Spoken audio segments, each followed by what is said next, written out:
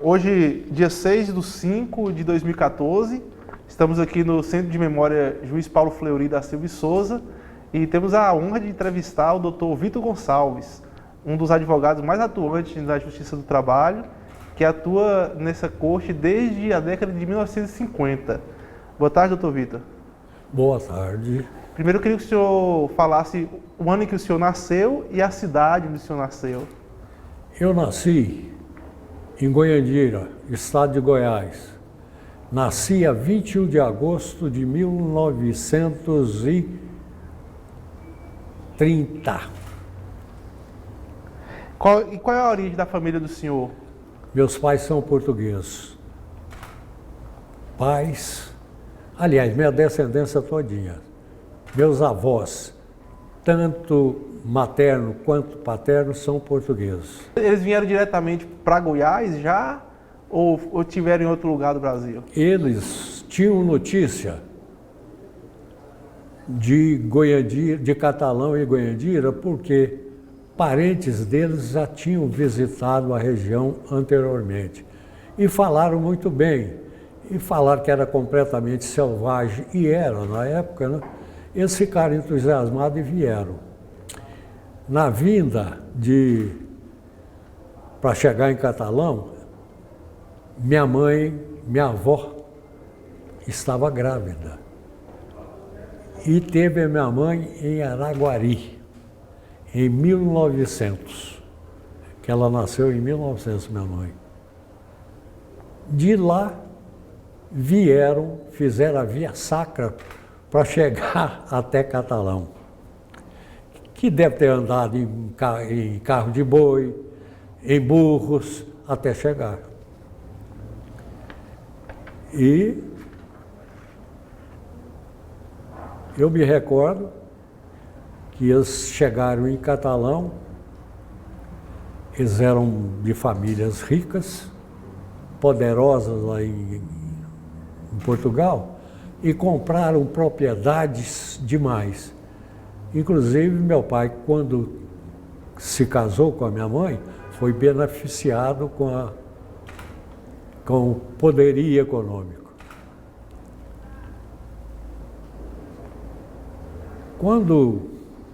Só que meu pai e meus pais tiveram propriedades, inclusive onde é hoje Caldas Novas, tinha propriedade praticamente lá dentro. E uma das águas quentes que tem lá era dentro de uma das fazendas do meu pai. Só que quando eu nasci não tinha mais nada. Meu pai era pródigo mesmo. Posso até dizer o seguinte, que ele vendia uma propriedade, punha o dinheiro na cama, era todo dia de falar que era nota de 500 réis, e chamava os peões dele para mostrar. Eles perguntavam, Manezinho, eu estou precisando de dinheiro. Ele falava, vai lá e pega. Eu não ia nem ver quanto pegou, nem nada. Era pródigo por completo. Razão de que, quando eu nasci, não tinha mais nada. Foi minha mãe, na verdade, minha mãe que era a cabeça do casal, a cabeça da família. Minha mãe era uma portuguesa, como vamos falar um palavrão, porreta. Ela que administrava tudo. Meu pai sumia, ela que tomava conta das 7 filhas. Minha mãe era tão difícil nesse ponto, que a gente não tinha nada, mas minha mãe nunca quis aqui em Goiânia morar em ponta de rua. Ela dava pensão, fazia tudo, mas a gente morava sempre no centro. E dizia que assim agia para que as suas filhas escolhessem gente boas para casar. E modéstia à parte, minhas irmãs eram muito bonitas. E casaram realmente muito bem. Chegando em Goiânia, você gostaria de saber o que eu vi de Goiânia pela primeira vez? Sim. Vi o Palácio de Alicerce, não tinha nada. Goiânia não tinha ruas, avenidas em ruas traçadas, tinha trilheiros aonde seriam as futuras ruas. Existiam algumas casas, e muito poucas, às margens do Córrego Botafogo. E na Anhanguera, quando começa a subir. Não tinha asfalto, não tinha nada não. E as casas eram, na verdade, tudo rancho. Por que que era lá que tinha as primeiras casas? Porque os peões que vinham do Nordeste para trabalhar, ficavam lá, alojados lá, nos ranchos, lá nas margens do Rio Botafogo. Esse foi o primeiro contato que eu tive com Goiânia. Vocês vieram para Goiânia em que ano, em que época? Vim para Goiânia em 1930, 33, 34. E a família do senhor é composta por quantos irmãos? Minha família, Nesse momento. pai e mãe naquela época, ambos vivos, nós éramos 7 irmãs, 7 irmãos. Eu falo irmãs porque só o resto era tudo mulher. O senhor é o único homem. Sou o único homem, bendito o fruto, como minha mãe falava, entre as mulheres. Eu de homem, mais 6 mulheres. Por ordem, posso dizer os nomes? Por ordem, Maria da Glória, Maria de Lourdes, Rosa, Cacilda, Gilda e Nair. Ditei 6, né? E eu, o 7º. Fui o mais novo. Minha vida, em novo, foi trabalhar. Como eu estudei? Vou lhe dizer, contar como eu estudei. Em grupos sem Campinas. Não existia Goiânia. Na época não existia. O primeiro contato que eu tive em escola foi com professorinha, daquelas que ainda usavam régua desse tamanho, e se brincava, elas mandavam a régua na mãozinha da gente, sabe? Então, era daquela época boa, né? Então, eu fiz o grupo lá. Agora, ginásio. Eu fiz no Ateneu Dom Bosco, porque não tinha outro. E por incrível que pareça, só tinha ginásio em 2 locais. Aí já tinha, quando eu fui fazer o ginásio, já tinha o liceu.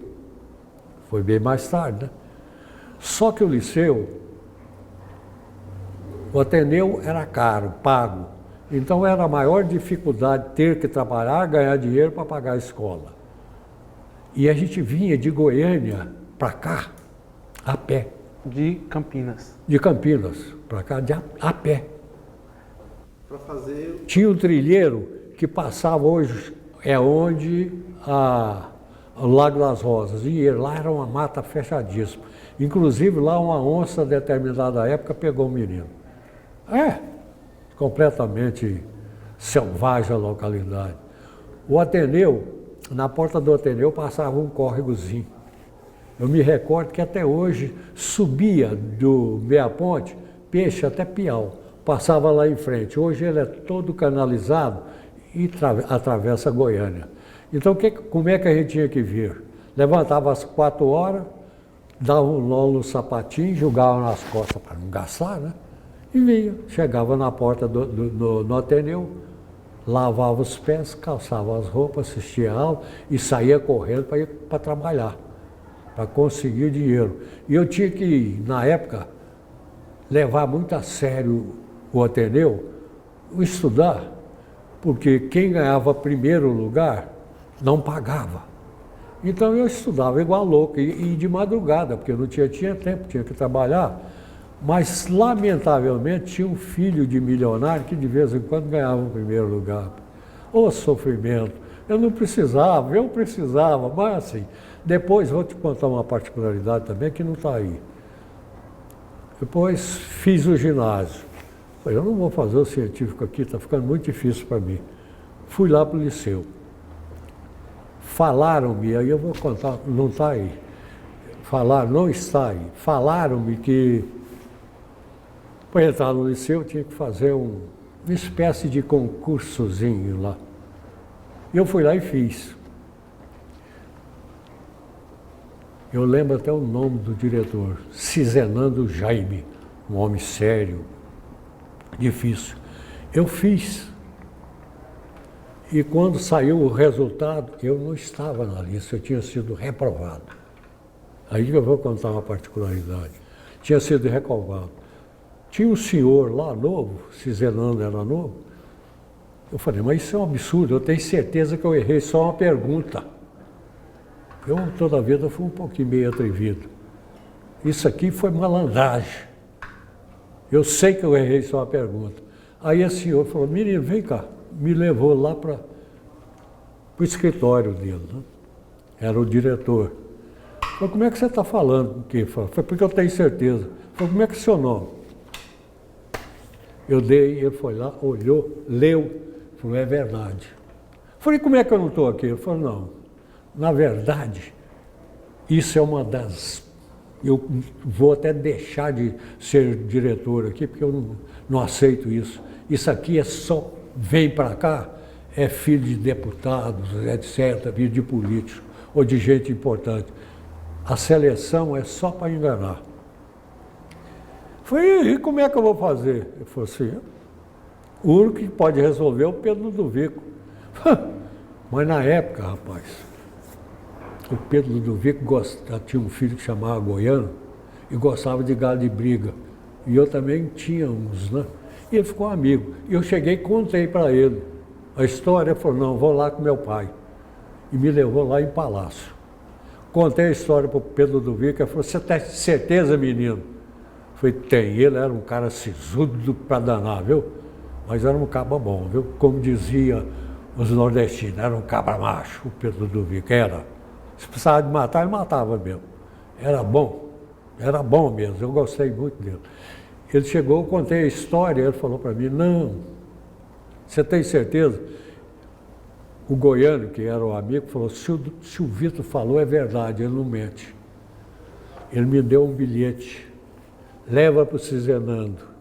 No bilhete, eu perdi o bilhete, no bilhete estava escrito, matricule o Vitor, não cobre nem a matrícula.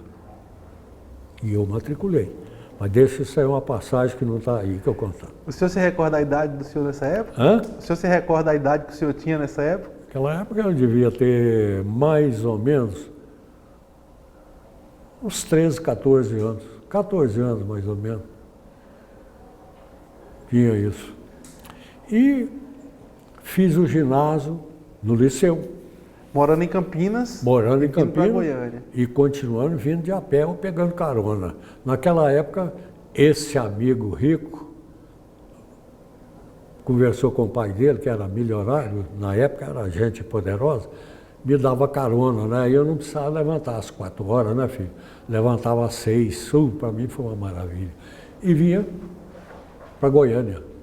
O que levou a família a sair de lá e vir para Goiânia? Eu vou lhe dizer com toda sinceridade, minha mãe, como eu disse, era uma mulher fabulosa. Minha mãe era mulher com M maiúsculo. Meu pai já não tinha mais nada. Minha mãe chegou e pressionou, foi pressão no meu pai. Ela pressionou meu pai que queria vir para Goiânia, para a nova capital. Que ela não queria ficar lá e ver o filho dela ser peão de boiadeiro. Lá em Catalão. Isso já em Goiandira. Em Goiandira. É. E vir para lá como? Numerário. O que tinha sobrado da fortuna do meu pai era um carro de boi. Carro de boi mesmo. E 2 bois. Um chamava Alvoredo e o outro Segredo. E viemos de Goiandira até Campinas de carro de boi. Meu filho não tinha estrada, não tinha nada, era mata, era trieiro, mas como eu tenho saudade da época, viu? Mas chegamos aqui, levamos, foi acho que 11 ou 13 dias. Chegamos aqui. Foi quando cheguei aqui. Eu tinha na época 4 anos. Foi por isso que eu disse que cheguei a ver. O palácio não tinha sido feito ainda. Estava. A fundação do palácio, né? Hã? O senhor viu as fundações do palácio? Ih, meu filho. Ei. Sim, então o senhor veio para cá, fez a escola normal aqui, fez o ginásio. Fiz o ginásio. E aí resolveu fazer direito por quê? Fiz direito? Por quê? que era a única faculdade que existia no estado de Goiás. Eu até pensei em fazer medicina, mas como? Não tinha numerário, medicina era fora. Era São Paulo, Rio de Janeiro e tudo. Falei, vou para direito mesmo. E fiz vestibular. Tive a sorte de passar no vestibular e ingressei na Faculdade de Direito da Universidade de Goiás. Não era ainda na época UFG. a Universidade Federal, não. Era a Faculdade de Direito do Estado de Goiás, que tinha vindo de Goiás para cá. Aí eu fiz direito, consegui fazer direito. Assim, um pouquinho antes dessa época da faculdade, o senhor tinha alguma aspiração de o que o senhor queria ser quando crescer? Tipo assim, geralmente pergunto para a criança, né? O que é que você quer ser quando crescer? Eu queria ser quando crescesse o que minha mãe me determinava e eu cumpria. Ela queria que eu formasse. Ela queria me ver chamado de doutor. O que possibilitava me chamar de doutor era o quê? A Faculdade de Direito da Universidade. Era a única. Eu fui para lá, fiz vestibular, passei e fui. E graças a Deus me sinto bem, acho que eu fiz a coisa certa. Tenho saudades do tempo que eu comecei a advogar, e você vai ver aí, não perguntar. Tenho saudade. Tive a honra de escolher o melhor local para advogar. Foi honra mesmo. E quem me fez eu procurar o direito do trabalho? Calígula Bueno da Fonseca, funcionário mais antigo aqui da Justiça. E o Dr. Paulo dizia que era o homem de confiança dele. E eu me levou na rua, não, foi na Tocantins. Na Tocantins, entre a 3 e a 2.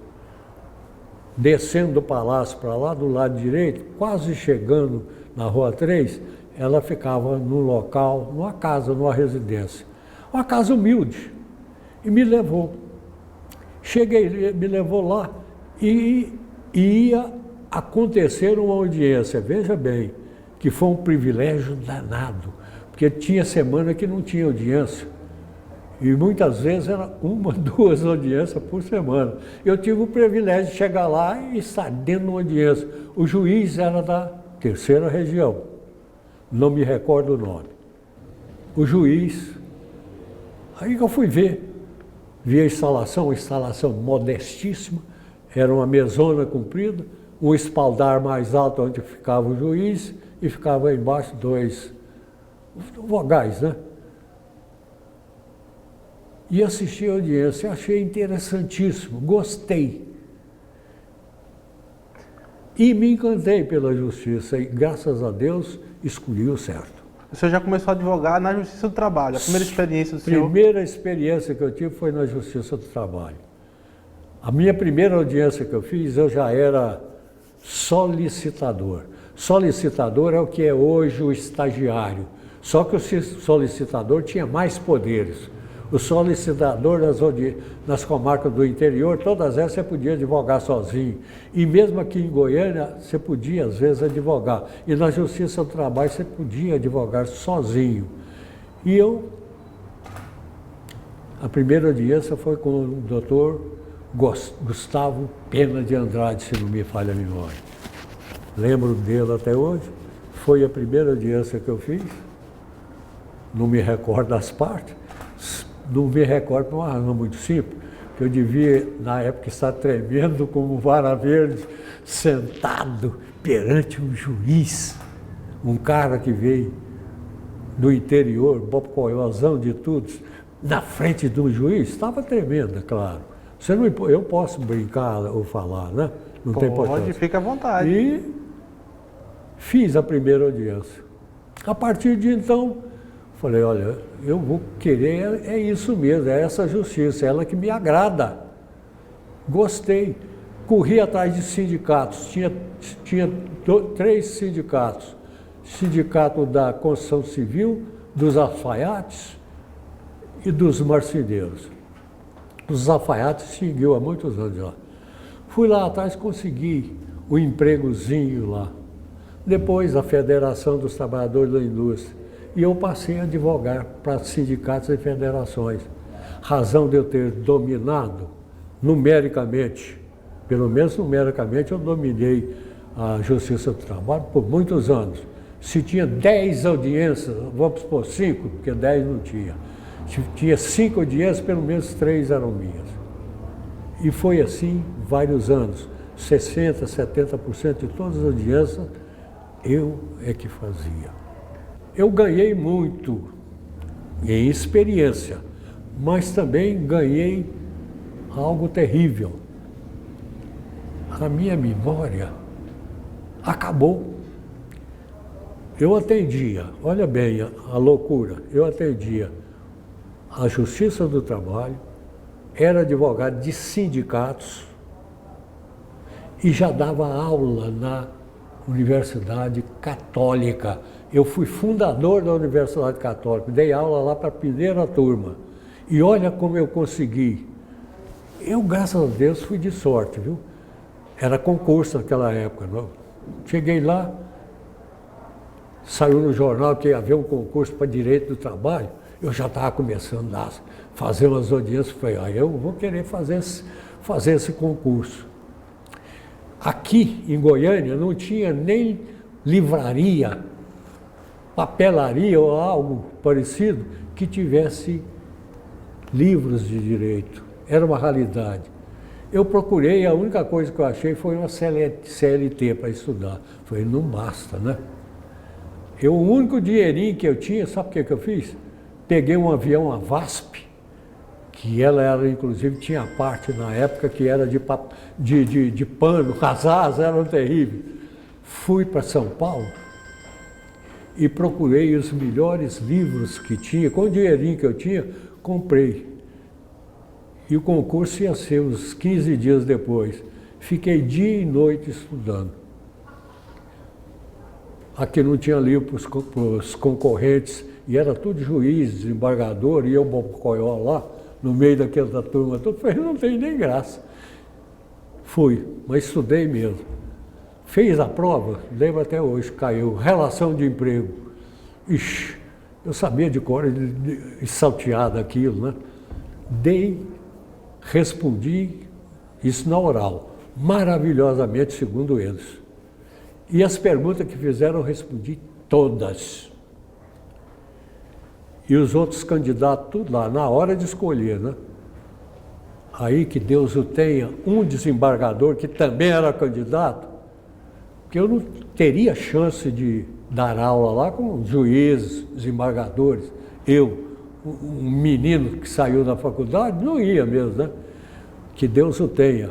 Ele levantou, virou para o diretor de então, que era um jesuíta, falou assim, eis o candidato seu.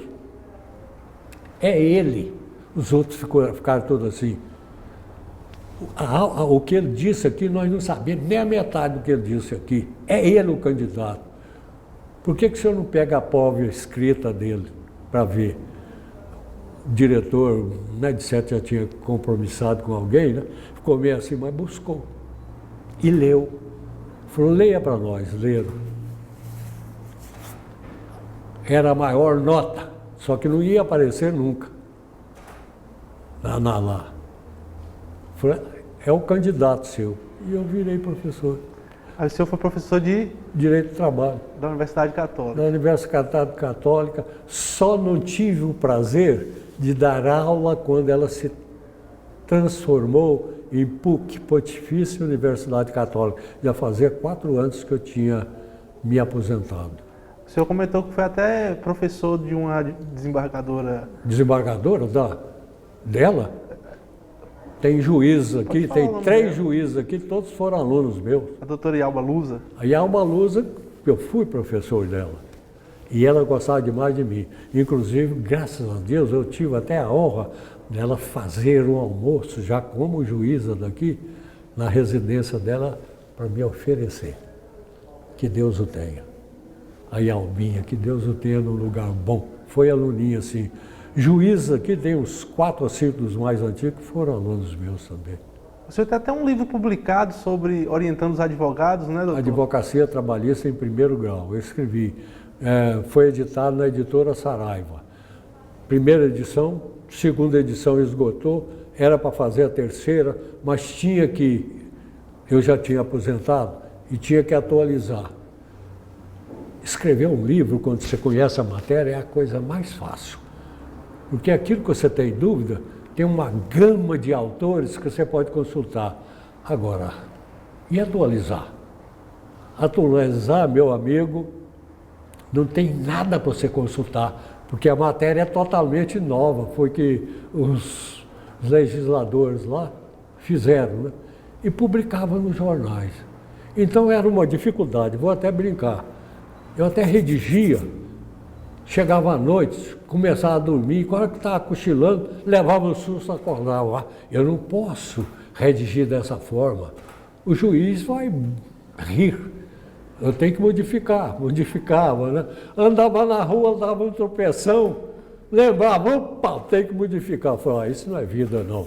Só fiz as 2 revisões e não quis mais. Covardia, né? Mas não quis. Tá bom. Saiu.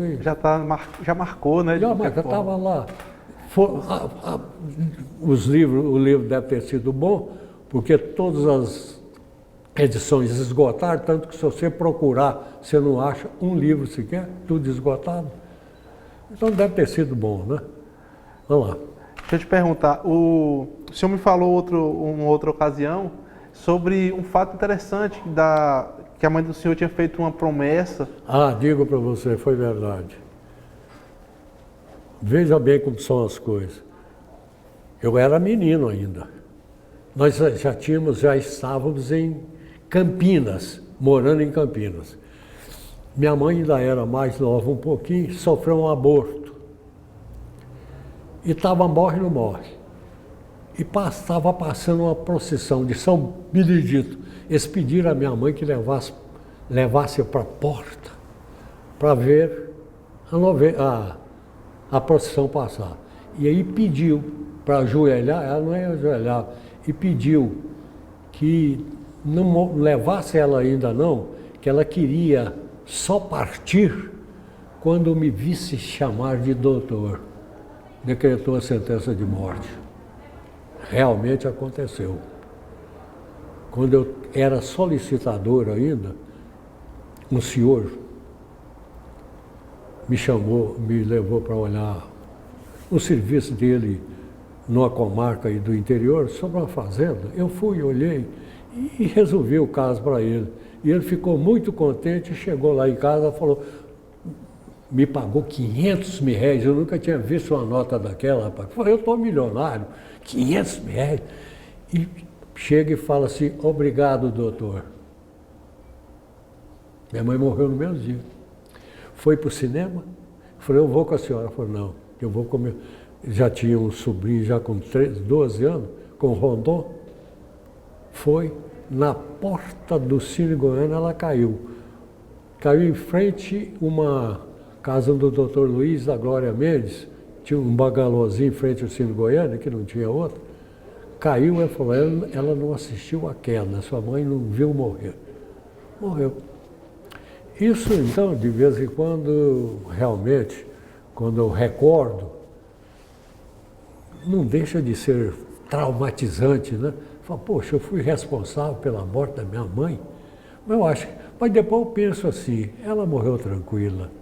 Ela morreu querendo ver, querendo ouvir o que ela queria. E ouviu. É uma história bonita. Me ajuda mais aí. E aí o senhor era solicitador na Justiça do Trabalho já? Hein? O senhor já era, quando o senhor começou como solicitador, já foi aqui na Justiça do Trabalho? Foi, eu não advoguei em outro lugar não, filho. Sempre na Justiça do Trabalho? Eu fiz serviços particulares depois, lá em Catalão, e tudo que é a terra dos meus antepassados, que vieram para Portugal, Goiandira, me chamaram lá, fiz ações. Pois, inclusive, eu funcionei no processo mais tenebroso de penal que teve aqui em Goiânia. Crime da Rua 74. 13 volumes, tem até filme sobre ele. Era um processo penal. 3 pessoas acabaram com a família inteirinha.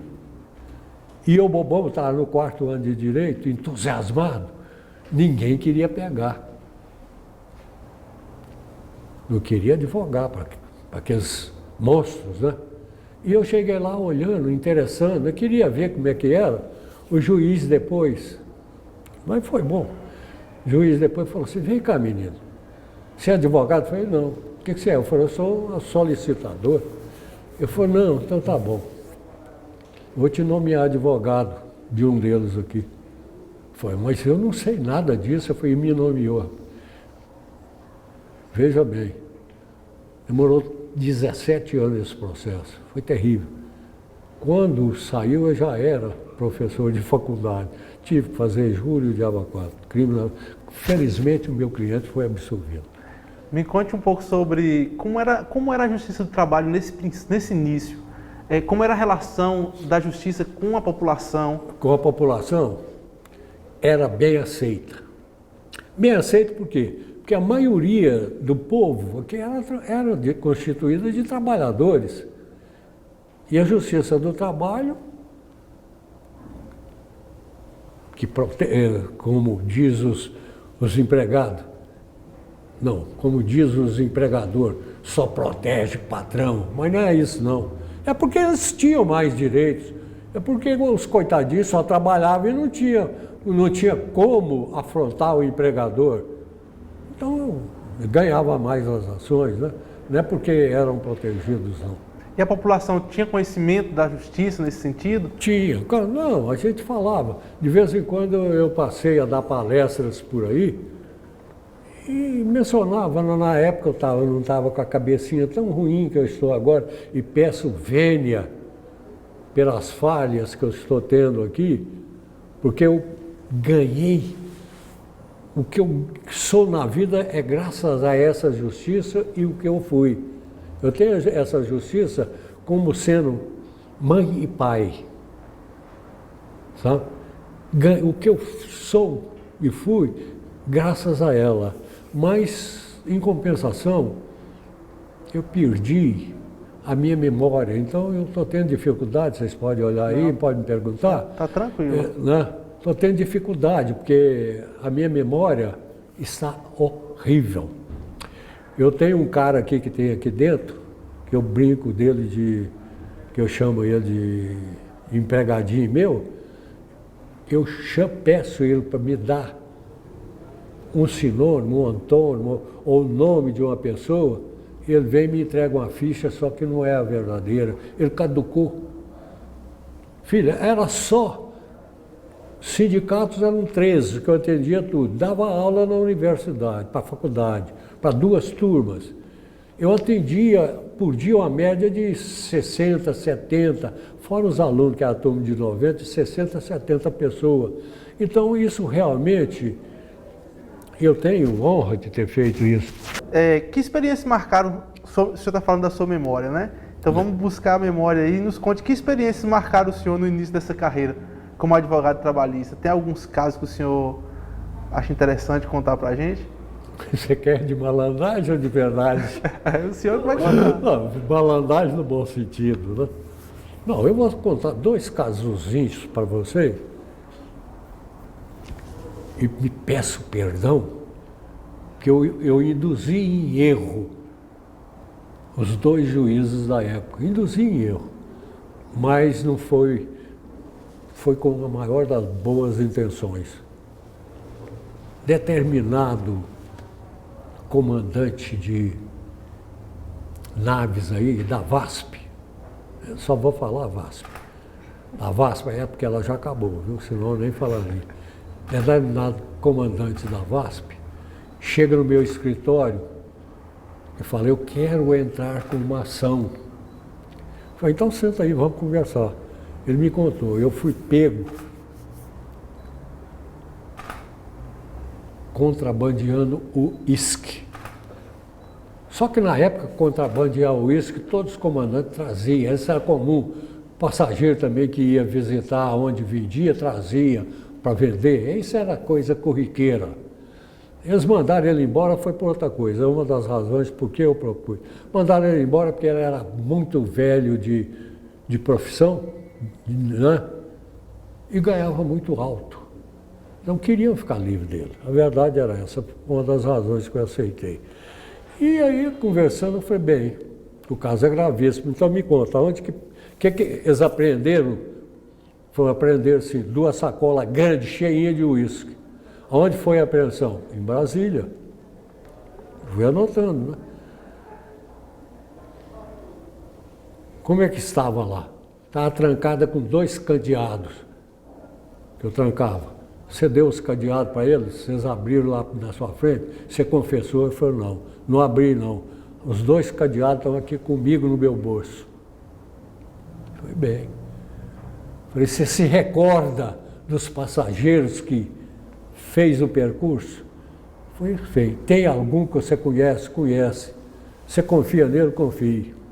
Então, vamos lá. E quem vendeu? Conheço, conheço. Você confia nele? Conheço, é amigo meu. Então tá bom. Você é capaz de trazê-los como testemunhas? Sou. Falei, mas para quê? Simplesmente, ele era o passageiro, não era crime, ninguém importava com o contrabando, eles queriam demitir. Entrega os 2 cadeados para ele. Ele entregou, né? E veio como testemunha. Falei, para quê? Para a hora que perguntar de quem era o uísque, eu vou perguntar e falar que é dele. Você pode provar? Posso. E entrega a chave pelo juiz. E o cara foi bom e fez, né? Falei, opa, tá indo bem, né? E chegou lá o gaguinho, que é o mais importante. A testemunha era gago de tudo. Mas foi a testemunha mais inteligente que eu tive durante a minha vida como advogado. O gaguinho inteligente. Quando eles faziam uma pergunta para ele mais difícil de responder, aí que ele gaguejava para valer. Mas ele gaguejava premeditadamente para conseguir tempo para estruturar a resposta da pergunta e papo, resultado. Ganhou a ação, né? Malandragem, não foi? Indução e erro. Mas eu acho que eu fiz bem, porque realmente aquilo não era ninguém, todo mundo contrabandeava e tudo isso, queria ficar livre do Bocoió. Que Deus o tenha. Aí o outro caso que você quer saber, sumamente interessante. Me chega lá um empregado que tinha mais ou menos na época uns 35 anos, mais ou menos novo. E chegou lá, eu quero que o senhor proponha uma ação para mim. Eu fui despedido e começou a querer chorar. Eu falei, não chora não, vamos conversar. Ele falou assim, olha, minha mulher, ela sofreu um aborto, está passando muito mal. Na época não tinha esse plano de saúde, não tinha nada. Se tivesse dinheiro, bem, se não tivesse, azar, né? Eu precisava de dinheiro para comprar remédio para minha mulher. E eu trabalhava no caixa. Tentei conseguir emprestado, não consegui. E tirei 200 mil réis. Naquela época era 200 reais. Não era cruzeiro, não. Tirei 200 reais. E ele trabalhava em que empresa? Banco. Ele era o caixa do banco. E tirou 200 reais do banco. Mandaram ele embora para o Justa Causa. E era a Justa Causa mesmo, né? Eu falei, meu filho, é grave, é Justa Causa. Aí ele plantou um berreiro. Como é que eu vou fazer? Se pelo menos eles me pagassem alguma coisa para me tratar da minha mulher, não tem. Eu falei, meu Deus do céu, olha o que cai nas minhas mãos. O bobão aqui tem essa cara assim, mas é um mole para danar, né? Eu falei, filho, vem cá. Você se propõe a fazer tudo que eu mandar você fazer? Eu falei, propõe. Vou te pôr doido. Você vai ficar doido. Falou, como? Vou te ensinar a ficar doido. E ensinei ele. E o cara é inteligente, né? Falar coisa com coisa, pegar palitinho, ficar roda palitinho para cá, roda para cá. Foi porque na hora da audiência você vai fazer tudo isso. Né? Ensinei para ele. E na audiência lá, e contestei, entrei com a ação e falei que ele era doido. Ele ficou doido em decorrência do trauma com a mulher e, com a doidura, pegou dinheiro. Mas vieram, olha bem, advogados famosos, né? E o Bocoió lá do outro lado, né? Falei, vamos ver o que vai dar. E o cara, rapaz, foi um verdadeiro artista. Mexia a cabeça pra cá, mexia pra lá, mexia os palitinhos pra cá, pra lá, o diabo quatro. O juiz, então, nomeou um perito, e por sinal o maior da época, melhor da época. Um perito da cabeça mesmo, de doido. E ele fez a perícia e o cara passou na perícia dele também. E ele deu um laudo dizendo que ele era maluquinho, que estava maluco. O resultado, ele ganhou a ação. Não aconselho nenhum colega a fazer isso. Antes, primeiro, faça igual eu. Mas não tenho o coração tão bobo de aceitar, porque é indução em erro, né? Eu enganei os dois juízes, né?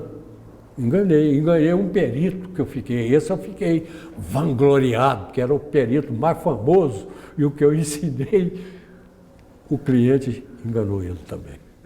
E o senhor lembra dos juízes da época? Desses dois? De todos que você trabalhou.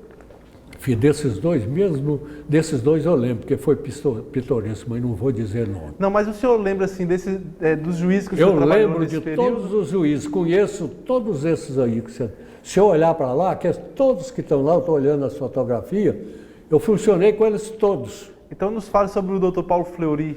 Paulo Fleury, que Deus o tenha. Paulo Fleury, que os outros juízes aí, me perdoe, mas além de ser um juiz emérito, tinha uma retidão assustadora. E eu vou lhe contar um caso, assustadora. Determinada feita, eu fui chegando na justiça e coincidiu, lá da Praça Cívica, coincidiu que, subindo os degraus, o Paulo Fleury estava subindo também. O Paulo Fleury, cordialmente, eu não chamava de doutor, nem nada. Vitor, vem cá. Como eu chamava ele, doutor Paulo, fora, né? O que foi, doutor Paulo? Mas ele nos falava, doutor Paulo, o que foi, doutor Paulo? Eu quero te agradecer. Eu falei, me agradecer de quê, doutor Paulo? Ele falou, olha, de você ter recorrido de uma sentença minha. Eu falei, meu Deus, e reformou. Obrigado. Foi me agradecer porque eu tenho reformado a sentença sua? Sim. Você não sabe o alívio que eu tive, eu cometi uma injustiça, eu estou aliviado. Você reformou e você estava certo. Que alma, né? Que cabeça, né? Isso era Paulo Fleury. Inclusive aquela beca que está ali no canto, na época, eu estava começando a dar aula, ainda não tinha muito dinheiro, né? Mas já conversava, tinha um pouquinho de intimidade com ele. Filho, eu tenho que gastar dinheiro e fazer uma beca, e depois o que eu vou fazer com essa beca? Foi para quê? Porque a primeira turma da faculdade, da universidade, que vai formar, eu tenho que ir de beca, eu tenho que fazer uma daquela. Ele falou, não faz nada. Eu empresto a minha para você. E eu usei essa beca que está ali. Isso era Paulo Fleury, era uma alma do outro mundo. Ó, eu chego até a arrepiar quando falo daquele homem. Eu não gostaria nem que os outros colegas, os outros juízes, ouvissem isso, mas os outros também. Eu só tenho a agradecer por ter funcionado com todos eles, porque todos eles são íntegros e bons e são amigos. Ele é porque eu tinha uma passagem mais estreita com ele. Quando o senhor começou a trabalhar na Justiça do Trabalho, ela funcionava onde mesmo ali? Ela funcionava a primeira na junta. Praça Cívica, entre a Goiás e Tocantins, num prédio que era, na época, da Justiça Eleitoral. Era lá. Era uma sala que eles emprestaram. Logo, você subia os degraus, ficava à direita. Instalações boas, mas modestas naquela época, era da terceira região. Não tinha essa maravilha, essa coisa linda que é hoje o nosso tribunal, que eu passo em frente, sinto orgulho de olhar e ver. Eram poucos servidores, né, doutor? Servidores eram todos amigos, mas tinha mais contato com o Calígula, com o outro, meu Deus, amigo demais. Olha a cabecinha, eu não dou conta disso. Com a dona Japir, ela também, Elisa, também, e tinha outro também que era amigo, a gente até pescava junto quando saía, eu, Calígula, ele, mas não me recordo. Tem alguns servidores mais antigos do TRT, eles contam que no início da Justiça do Trabalho faltava muito material até Faltava, papéis. sim, não, material, não era só material, não. Aqui era a terceira região, subordinada a como? Até aqui pertencia à terceira região, subordinada ao tribunal que era de Belo Horizonte. Então, em grau de recurso, o que ocorria? Recorria, o processo ia para Belo Horizonte. Demorava muito, né? Até julgar, voltar, era difícil. Não era fácil, não. Materiais, de vez era comum faltar, e de quando em vez, nós advogados, principalmente os mais assíduos da justiça, a gente comprava e doava, e com o maior prazer, não precisava nem despedir, eu doava, porque não tinha materiais. Isso é verdade. Era o que era a justiça de então, né? Eu percorri a via sacra de todas as juntas da época. Foi uma verdadeira via sacra. O senhor atuou em outras cidades também do estado, além de Goiânia? Funcionei como advogado trabalhista quando não tinha ainda juntas na localidade, o juiz, ele é que se vestia as roupagens de juiz do trabalho para decidir as ações trabalhistas. Era muito difícil, porque não eram especializados, né? Então era até bom para o advogado, porque a gente que sabia nadava de braçada, né? Mas não era bom. Era eles que funcionavam. Depois é que começaram a criar as juntas do interior. Foi bem depois que começaram a criar as juntas do interior e eu andei advogando em algumas delas. Bem, queria perguntar ao senhor sobre a CLT. O presidente Getúlio Vargas, no discurso dele, ele fala que é a Carta de Emancipação Nacional. Eu posso falar uma coisa para você? Aí. Getúlio Vargas, que Deus o tenha. Devo, em parte, o que sou a ele, porque sem ele não existia CLT, não é verdade? Devo a ele, sim. E digo mais, não foi só isso, não. Getúlio Vargas é que melhorou muito o Nordeste, talvez não saiba. Lá existia muito aqueles coronéis, e o Getúlio foi encarregado de eliminar muitos coronéis. E vou além, na minha concepção. Ele não se suicidou, não. Na minha concepção. Suicidaram ele. Quer dizer, isso é concepção minha. Explique pra gente isso aí, doutor. Explica essa concepção pra gente, que é interessante. Filho, a história que contaram, que ele suicidou, eu acho que um homem como foi Getúlio Vargas, não teria coragem de tirar a vida dele assim como de uma hora para outra, não. Ele era uma pessoa muito firme. Tudo que queria fazer, ele fazia mesmo. Ele era até um pouco ditador, e era. E naquela época tinha que ser mesmo. Não estou dizendo que ele estava errado, não. Tinha que ser. Porque não tinha nada, não existia nada. Tinha que impor. E ele impunha. Isso era Getúlio Dornelles Vargas. Que Deus o tenha. Senhor... Devo a ele a minha carreira, porque ele fez a CLT e foi a que eu fui buscar lá em São Paulo e outros livros, estudar para submeter um concurso e ser aprovado na universidade. Devo a ele. E o senhor, como professor de Direito do Trabalho, explica para a gente a importância da CLT para essa sociedade brasileira. Filho, você quer que eu lhe diga uma coisa? É muito bem recebida.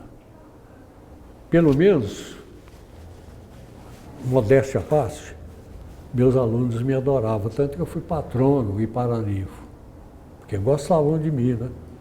Tanto que de vez em quando eu quase apanhava quando chegava em casa, inclusive dessa mulher aí.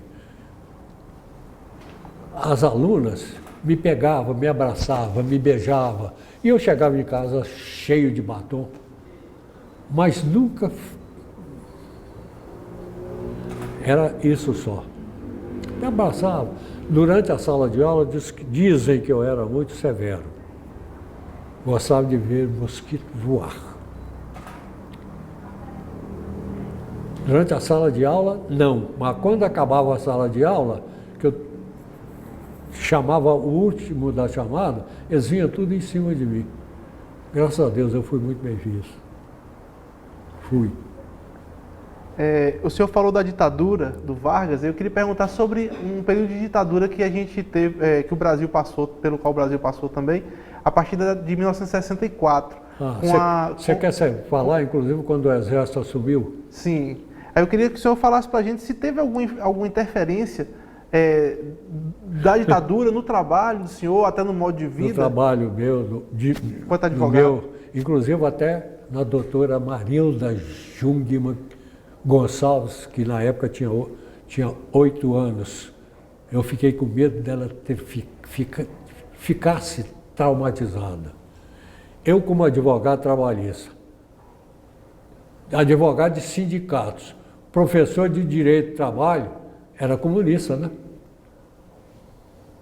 Fui preso só 3 vezes. A primeira vez foi todas as vezes com aparatos cênicos.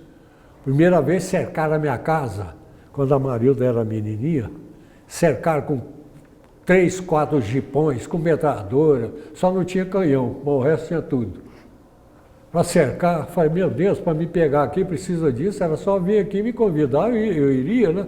Cercaram a minha casa. Mas aquilo era um aparato cênico, não era só para me impressionar, não. Era para intimidar também, isso aí é por minha conta, era para intimar também a sociedade, para o povo ver o aparato cênico que era. Cercaram lá. Me levaram, né, claro. O que eu ia fazer? Fui. Prenderam, fiquei lá de castigo, mas justiça seja feita. Fui preso 3 vezes, mas nunca um deles me encostaram a mão para bater. Nunca tomei um tapa nem um empurrão. E isso eu tenho que falar o que é verdade. Fui preso 3 vezes. Primeira vez foi lá. A segunda vez foi, vou mencionar de novo aquele homem lá, o doutor Paulo Fleury. Queriam me tirar na marra dentro de uma audiência que eu estava fazendo com o doutor Paulo Fleury. Olha o que era o doutor Paulo Fleury, a sagacidade daquele homem. Chegou aqueles jipão cheio de metralhadora lá, queriam me pegar. Eu falei, eu estava dentro de uma sala de aula. Eu era meio atrevidinho, viu? Eu virei e falei para ele assim, eu só vou na hora que terminar a audiência. Ele falou, tem que ir agora. Eu falei, não vou. Sabe o que o doutor Paulo fez? Doutor Paulo, não, vai agora, Vitor. Eu precisava de adiar essa audiência mesmo, eu vou adiar agora, e está adiada. E até a ata se assina quando puderem voltar. Para evitar que algo mais constrangedor ocorresse. A terceira foi lá no Sindicato da Construção Civil. Me pegaram lá também. Mas torno a dizer, não me encostaram a mão. E posso até falar mais, que o Exército me perdoe, mas eu vou falar. Quem me inquiria lá eram os sargentões. Na época eles não estavam preparados. E eu já era advogado meio escolado, né, professor? E acabei que eu aqui queria os diabinhos. E descobri que eu fui denunciado. Só não falaram por quem, mas eu já sabia de duas firmas poderosas da época que eu propunha, eram 10, 15 audiências todo mês. Eu cheguei lá, uma vez, a última vez que eu cheguei lá, estava um tenente. Sentou e começou a conversar comigo. Eu falei, graças a Deus, hoje vai ser a última vez que eu venho aqui ou vou ficar permanentemente, porque esse é inteligente. E realmente o homem capaz. Ele começou, antes de conversar, ele começou a conversar comigo lá. E eu peguei e falei, ó, eu vou marotamente, eu sei por que eu estou vindo aqui. Falei, como? Foi, sei. Falei, por quê? Porque eu fui denunciado. Denunciado por quem? Eu vou citar duas firmas, Fulano e Beltrano, por uma delas, a quantidade de ações que eu proponho contra eles lá na junta. Ele pegou, chamou o sargentão, traz para mim a denúncia. Eu falei que era, leu, falei, a firma é Fulano e Beltrano, não é? Ele falou, vai lá na junta e traga processos lá. Eu falei, procure mais 10. Traga os processos. Eu falei, não faz isso não. Lá, a secretária lá, a dona Japira, é uma mulher fabulosa. Vocês vão chegar a querer pegar processo, ela vai falar que não entrega. Vocês vão querer prender a coitada. Faz esse favor para mim. Peça a ela para dar os processos e você anota. E eles anotam. Ele olhou para mim assim, o cara era bom, viu? Falou, anote. Dessa firma, quem era o advogado e se tem algum andamento. Chegou lá, ele pegou e falou assim, o senhor pode ir embora. Falei, não vai entrevistar? Eu falei, não precisa mais. Falei, o senhor pode ir embora. Aí, né, já era meio tarde, né? O quartel era depois do Meia Ponte ali, lá naquela, longe, eu não sei se vocês sabem onde que é, passando a ponte do Meia Ponte lá, subindo lá, o quartel era lá. E eu tinha carrinho naquela época, né? Falei, era mais ou menos 5h30, eu falei, eu não vou a pé daqui até lá, eu quero que o senhor me manda levar lá. Aí o sargentão falou assim, todo mundo quando vai embora, sai correndo, você ainda pede? Aí o tenente falou assim, ele não, eu estou pedindo, leva o rapaz lá, na casa dele. Eu fui, nunca mais. Agora vem e pergunta, fiquei preocupado com a Marilda ter ficado traumatizada, não ficou. Eu realmente fiquei um pouco assustado nos tempos. Inclusive, veja bem, estava continuando a advogar as mesmas ações deles lá, né? Mas foi isso, aconteceu. Mas justiça seja feita, não me encostaram a mão. E o senhor tudo por causa da sua relação também com os sindicatos, né? Era advogado de todos os sindicatos. Eu criei juridicamente 5 sindicatos e uma federação. Criei juridicamente. Fiz mais de 15 congressos com o homem político mais poderoso da atualidade. Quem é? Quem é? Do Brasil. Quem é, doutor Vitor? Quem é o político mais poderoso da atualidade? Lulinha. O Lulinha, na época, era molecote. Ele ainda tinha um dedinho, viu? Ele tinha o dedinho, cortou o dedinho, e por causa desse dedinho que ele cortou, aí isso eu posso falar, ele virou o presidente da República. Por quê? Porque acidente de trabalho, estabilidade de 1 ano. Isso é direito do trabalho, né? E ele era, justiça seja feita, ele pode ser o malandro que for, mas é um cara que é de uma sagacidade terrível. Jacu de Tapera perde para ele. Sumamente inteligente, viu? Isso é mérito, eu posso falar, né? Sumamente inteligente. Virou o presidente da República. O que ele fez? Estabilidade. Virou presidente da República. Foi graças ao dedo mesmo. Isso aí não é demérito, não, tem que falar que foi. Como ele jogava futebol com a turma, com os outros colegas lá dos sindicatos dele, lá, dos metalúrgicos. Olha a cabeça, viu? Desculpe, perdoe. Jogava futebol, a turma gostava dele.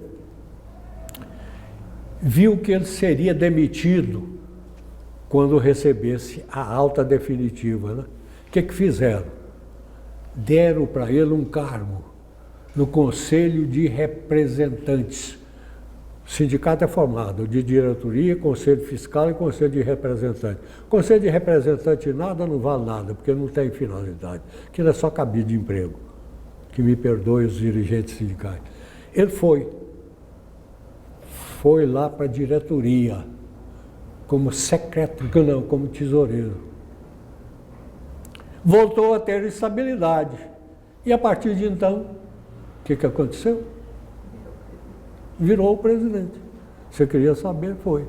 E eu não vai ficar com raiva de eu falar isso, porque é verdade. O senhor foi fundador da AGATRA, Associação... Fui fundador da AGATRA, Associação dos Advogados Trabalhistas do Estado de Goiás. E tem que confessar uma coisa aqui, porque... O senhor foi o primeiro presidente? Fui o primeiro presidente. Confesse. E vejam bem, fundei a AGATRA, Associação dos Advogados... Na época, eu, doutor Dailton, de primeiro, era Dailton, Anchieta da Silveira. Agora ele ficou famoso como advogado, virou Deilton. Eu estou falando isso porque eu brinco com ele, né? O Dailton, amigo, o Dailton começou a advogar assistindo a audiência minha. Por sinal, um excelente advogado. Resolvemos a criá-la, como de fato surgiu. E eu fui o primeiro presidente. Mas na época eu tinha essa quantidade absurda de audiência. Fui, confessadamente. Fui mau presidente, não fui bom, não. Não fui capaz de fazer ela aflorar.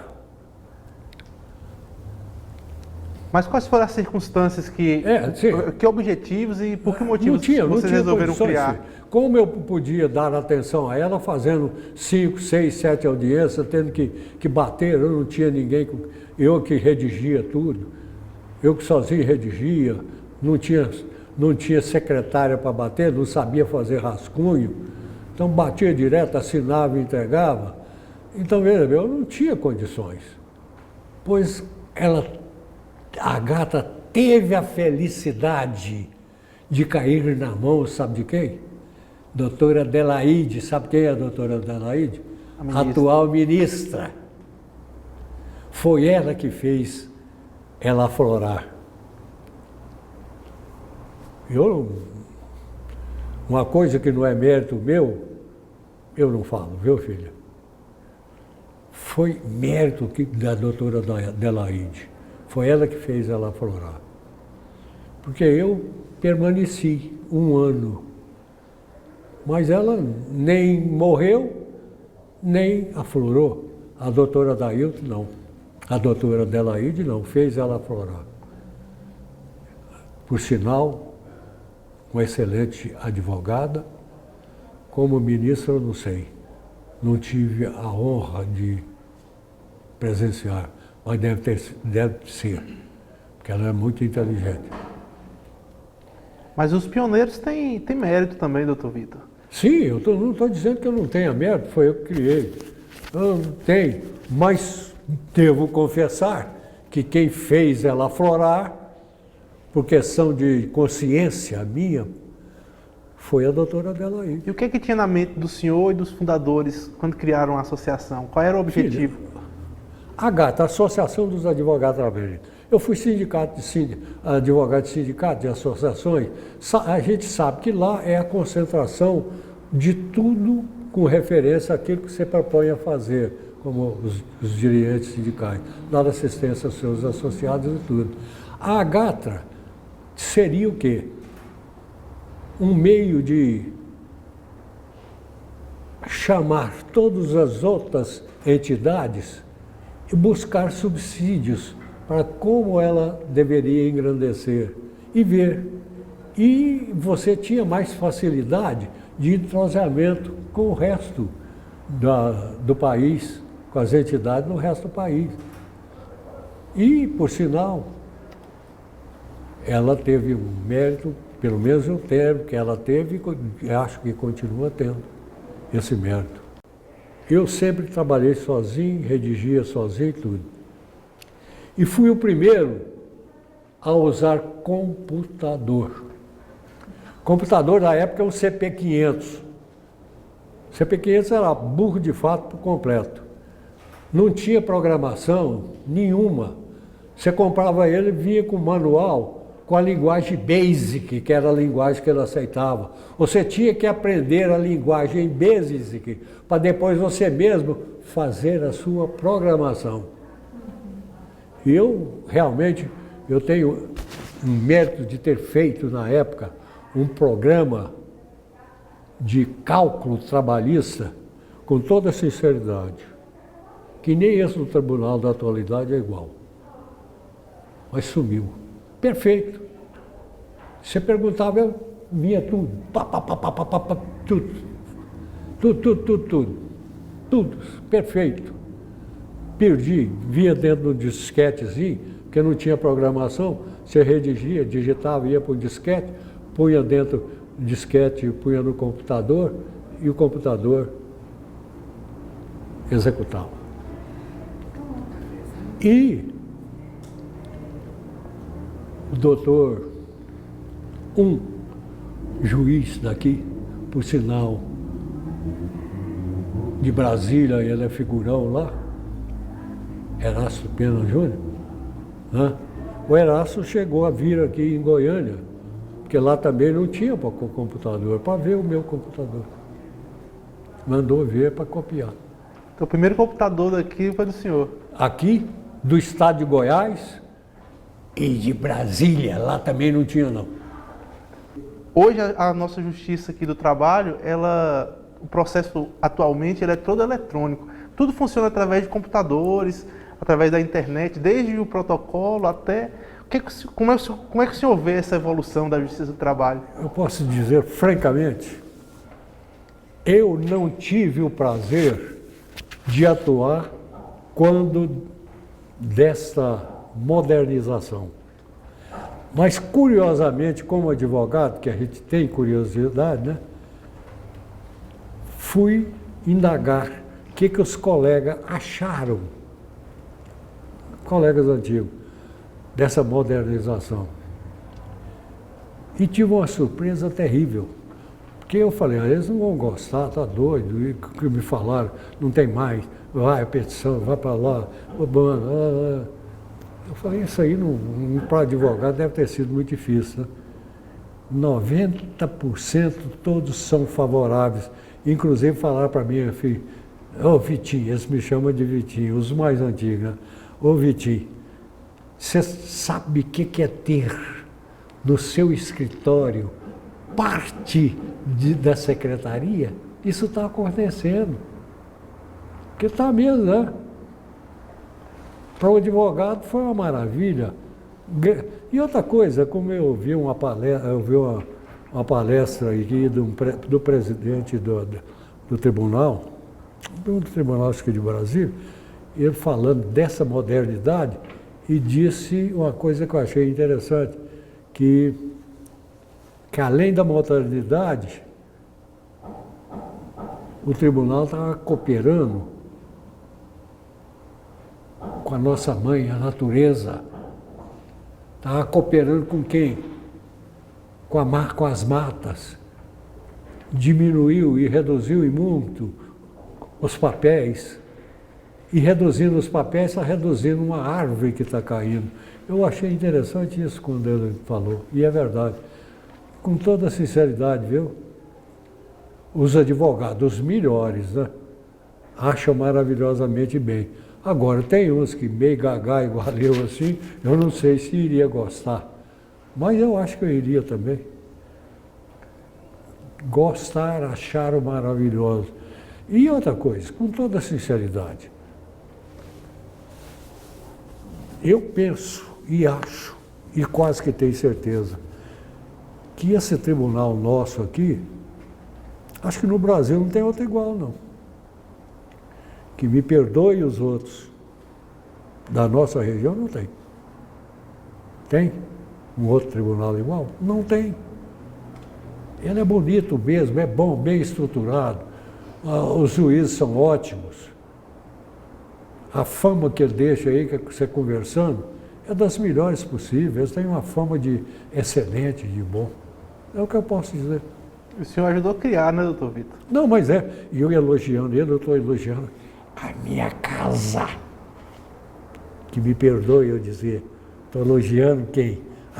A minha casa que me ensinou a advogar, que me ensinou a ver a vida mais amplamente. É isso aqui. Graças a Deus. É que o senhor está escrevendo um livro sobre alguma questão que fala sobre a natureza também. O senhor quer falar um pouco sobre o que o senhor está escrevendo? Ô filho, eu posso falar, mas omitindo determinadas particularidades, porque senão podem me interpretar mal, achar que eu já estou na época de não dar mais entrevista, que eu estou gagá, né? Mas se falarem, não estão muito longe da realidade, não da verdade. Mas eu fui induzido, fui seduzido e fui, inclusive, abduzido a escrever o último livro que eu estou terminando. Tem uma parte da natureza e, no final, sobre o universo. Que o senhor escreve alguns contos, né? Eu tenho alguns contos publicados. Isso aqui, inclusive, esse livrinho aqui, isso é brincadeira, isso é devaneio, eu nem, não é Mostra a capa deles livro, pra gente. Não, é brincadeira. Por favor. Esse é um livro de contos. É. De quem é os desenhos? Quem fez os desenhos dessas capas aí? O título, Pequeno Gênio. Pequeno Gênio. É um livro de ficção científica. Livro não, um conto de ficção científica. Quem fez o desenho dessa capa aqui, não pedindo permissão para ela, mas eu vou dizer, quem fez é uma juíza atual. Quem desenhou essa capa aqui é a doutora Marilda Jungmann Gonçalves Dyer, ela que desenhou essa capa. Ela é o que do senhor, doutor Vitor? Minha filha. E o senhor tem quantos filhos? Só tem duas. Uma é ela que é juíza daqui e a outra é advogada daqui também, que advoga na Justiça do Trabalho. Ambas foram alunas minhas. Como eu tenho aqui vários juízes que foram alunos meus. Tem essa honra. Graças a Deus tem.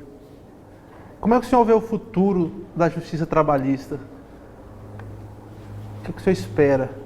Eu espero apenas uma pequenininha coisa. Que se ele continuar trilhando o caminho que ele está percorrendo, não precisa mais nada. O que ele está fazendo é algo de grandioso, é algo de sublime. Então não precisa mais nada, é só continuar a trilhar esse caminho. Ele está no caminho certo, no caminho correto. E quero que engrandeça, porque ele engrandecendo cada vez mais, eu vou ficando mais orgulhoso em contar a minha participação aqui. Tá vendo? Eu tenho que agradecer para falar também que ele me ajudou, né? E ajudou e eu não tenho vergonha de contar. Essa Justiça do Trabalho, eu já disse uma vez e torno a repetir. A minha vida não pode ser contada isoladamente, não. A minha vida sem a Justiça do Trabalho não é nada, não merece nem ser pronunciada. Não digo falada. É isso. Que conselho o senhor daria para um advogado que está começando agora? Conselho? O que é que o senhor diria para ele? Filho, a primeira coisa, para o advogado, primeira coisa, primeiríssima, não traia o seu cliente por nada. A partir do momento que você propõe aceitar a demanda, faça tudo para o seu cliente sair vitorioso. tudo exceto determinadas coisinhas, não. Mas dentro da advocacia mesmo, que pegue, anote tudo o que ele disse, aconselhe ele quais são as testemunhas que ele vai precisar, e aí fica a critério dele, advogado, a orientá-lo. Eu tinha a minha forma de orientar, e cada um tem a forma própria, né? Quero que todos orientem o seu cliente para que eles levem vantagem no final das ações o máximo possível. Não traia dispersamente nunca um cliente. O cliente fica para eles como sendo uma pessoa sagrada. Se ele achar que não deve, inquiriu, achar que não é aconselhável entrar, que não seria bom entrar com a ação, dispense o cliente. Mas uma vez que se propôs a aceitar, jamais o traia. O senhor está com quantos anos, doutor Vitor? Eu estou novinho, filho, só 84. 84 anos, pouquinho, né? Eu posso ser bisavô seu. Que conselho o senhor daria para essa juventude aí, com 84 anos de vida? A juventude? Filho, a nossa juventude hoje em dia, na minha concepção, ela anda muito mal orientada. Ela precisa de ser mais protegida, mais bem orientada, não só por parte de escolas, não, na própria família, interna à família. Porque a evolução do mundo é necessária, é benéfica, mas ultimamente nós temos que ter muito cuidado com esse progresso, que atrás desse progresso vem muita coisa que não deveria surgir, mas surge, são frutos da modernidade. Estude o máximo que puder. Coloque na sua cabecinha que deve agir em prol dele, em primeiro lugar, é claro, mas também da sociedade. Veja nos irmãos, oriente os irmãos para praticar o bem, para melhorar cada vez mais, porque nós estamos vivendo atualmente uma vida muito difícil aqui no Brasil. O que mais? O que é a vida, doutor Vitor? Hã? O que é a vida? A vida? A vida é a continuidade de todos os tropeços que você anda por ela. A vida é o caminho que você percorre. E se você percorrer um bom caminho, você é uma pessoa boa. Se desviar desse caminho, você se tornará uma pessoa má. Trilhe um caminho bom. Acate conselhos, desde que bons, das pessoas mais velhas, das pessoas mais sábias, porque sempre tem uma pessoa mais sábia do que nós. Sempre, isso não se iluda não. Se você pensa que sabe alguma coisa, coloque na sua cabeça. Tem milhares que são mais, que sabem mais, que são mais preparados. Então procure sempre os exemplos dos bons. E largue, deixe de lado. A juventude é muito boa, na juventude tudo são flores. Nós queremos percorrer a juventude fazendo de tudo. Mas separe o joio do trigo. Para o bem dele próprio e bem da coletividade. É isso. Nós estamos fazendo essa entrevista com o senhor e a gente pretende fazer no final a gente pretende até publicar um livro e tal. Ai, não, meu filho, faz isso não. Agora... Não espera eu morrer não, viu? Não. Senão lá de cima eu vou, muitas vezes, puxar a orelha de vocês. Tá? Não. Agora essa câmera... E lembre-se que 84 anos, então tem que ser rápido para me ver. Eu quero ver. Não vá pensar que eu não sou um ser humano e que todo ser humano é orgulhoso, sim, tem orgulho do que é e do que pensam dele. Tem. Se eu falar que não tem, eu estou mentindo. Isso é inerente ao ser humano. Então eu quero ter mais esse prazer. Terá, doutor Vitor. Essa câmera agora é sua, o senhor pode falar o que o senhor quiser, está livre aí, o senhor mandar uma mensagem para a posteridade. Mensagem para a posteridade? Ai, fala o que o senhor quiser. Que ele me ajude. Hoje em dia, nós seres humanos, estamos ficando cada vez mais egoístas. Estamos cada vez mais ficando apegados aos bens materiais.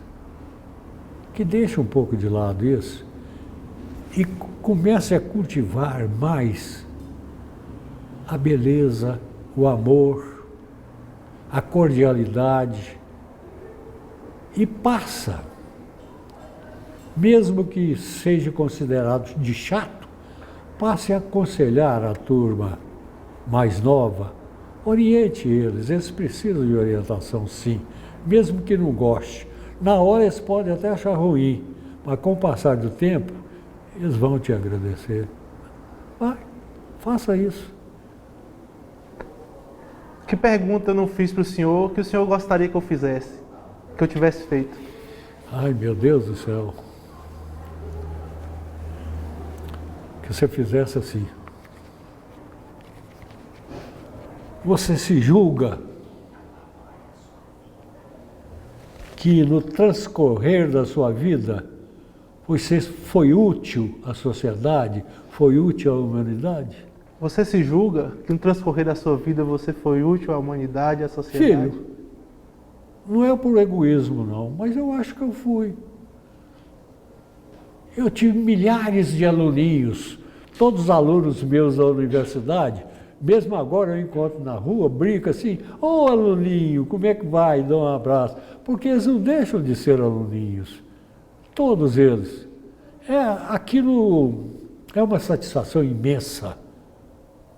Eles chegar e então quando tem uns que pode ser até mentindo, falseando com a verdade, falar assim, foi um dos melhores professores que eu tive.